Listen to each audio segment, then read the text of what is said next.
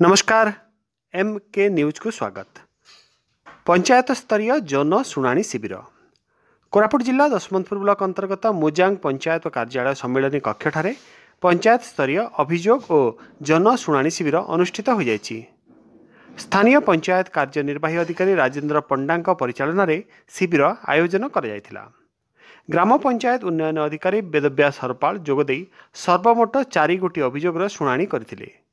मुजांग पंचायतर दडुगुड़ा ग्राम में एपर्यंत पक्का रास्ताटीए नथिबा एवं सुकुरीगुड़ा ग्राम में पानीय जलर कौन सुविधा नथिबा गोष्ठीगत भाव अंचलवासी अभियोग करथिले। प्रत्येक अभियोगर शुणाणी करी समस्त प्रकार समस्यार समाधान कराजिबो बोली अभियोगकारी मानकु उपस्थित अधिकारी प्रतिश्रुति देइथिले बोली जणापड़िछि। एही कार्यक्रम में पंचायतर accountant cum data entry operator Ranjit Khosla जोगदे परिचालन में सहयोग करथिले।